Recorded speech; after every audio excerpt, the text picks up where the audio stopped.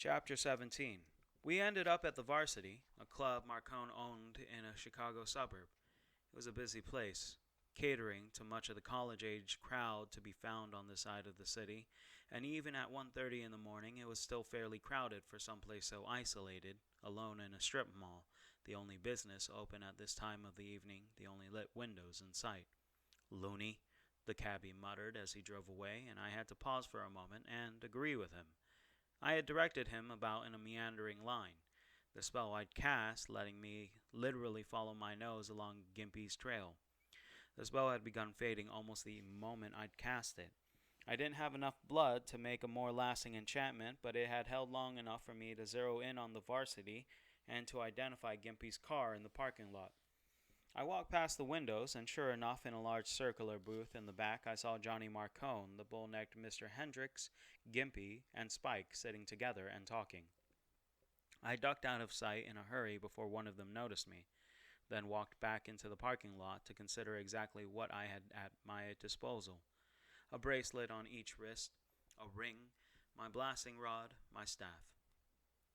I thought of all the subtle and devious means by which I might tilt the situation in my favor.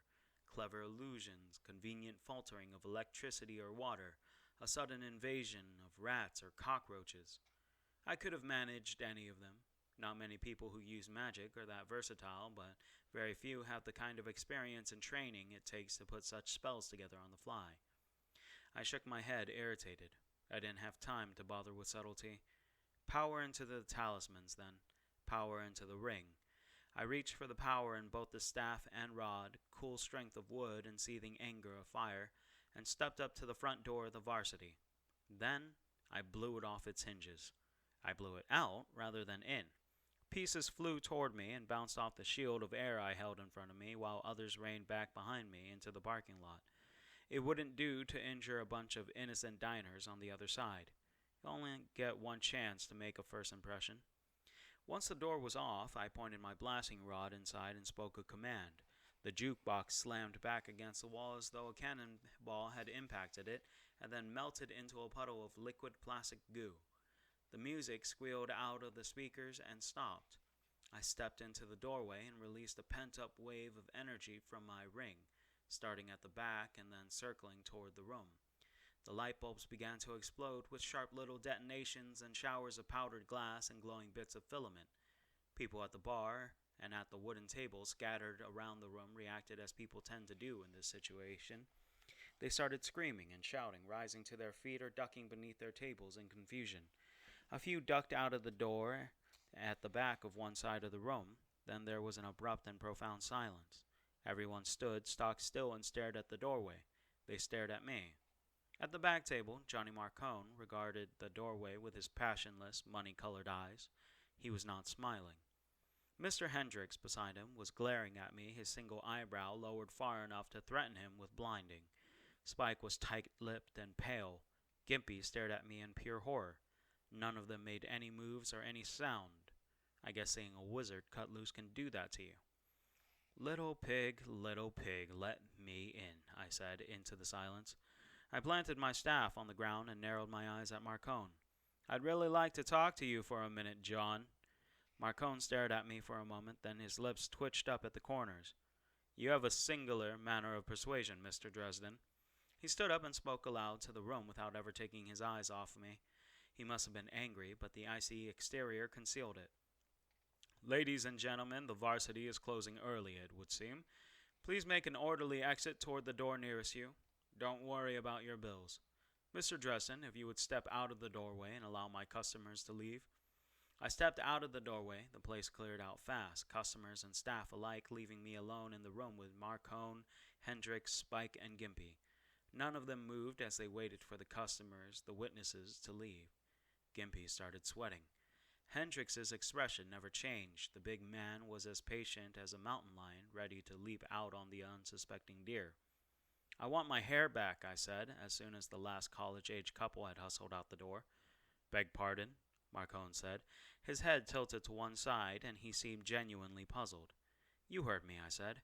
This piece of trash of yours, I swung my blasting rod up and pointed it at Gimpy, just jumped me outside a gas station across town and cut off some of my hair. I want it back. I'm not going to go out like Tommy Tom did. Marcone's eyes abruptly shone with a terrible, cold, money-colored anger. He turned his head deliberately to Gimpy. Gimpy's broad face went a little more pasty. He blinked a trickle of sweat out of his eyes. I don't know what he's talking about, boss. Marcone's gaze never wavered. I presume, Mr. Dresden, he said, that you have some kind of proof. Look at his left wrist, I said. He's got several fingernail marks on his skin where I grabbed him. Marcone nodded, those cold tiger eyes on Gimpy's, and said almost gently, Well? He's lying, boss, Gimpy protested. He looked at his lips. Hell, I got some fingernail marks from my girl. He knew that. You know what you said. He's for real. He knows things. The pieces of the puzzle fell into place. Whoever killed Tommy Tom knows that I'm on his trail, I said. Your rival, whoever it is that's selling the 3-eye, Gimpy here must have gotten a sweet deal from him to turn on you. He's been providing your rival with information all along, running errands for him. Gimpy couldn't have played a game of poker to save his life. He stared at me in horror, shook his head in protest. There's an easy way to settle this, Marcone said, his voice smooth and even. Lawrence, show me your wrist. He's lying, boss, Gimpy Lawrence said again, but his voice was shaking. He's just trying to mess with your head.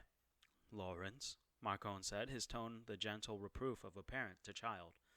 Gimpy Lawrence knew it was over. I saw the desperate decision in his face before he actually moved.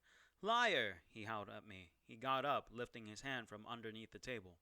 I had time to realize he held a revolver, virtually a twin to my own .38, in his fist before he started shooting. Several things happened at the same time.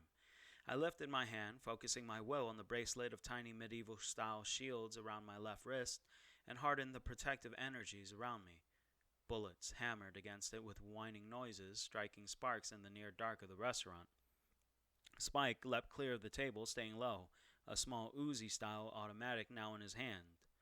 Hendricks was more ruthless and savage, reacting with the mindless violence instinctive of a savage. With one hand, the big bodyguard hauled Marcone back, putting his own bulk between the mob boss and Gimpy Lawrence. With the other hand, he produced a compact semi-automatic. Gimpy Lawrence turned his head and saw Hendricks and his gun. He panicked, turning his own weapon toward the larger man. Hendricks shot him with ruthless efficiency, 3 sharp claps of sound, 3 flashes of muzzle light. The first 2 shots hit Gimpy in the middle of his chest, driving him back a pair of steps. The third hit him over the right eyebrow, jerking his head back and toppled him to the ground. Gimpy Lawrence had dark eyes like mine. I could see them.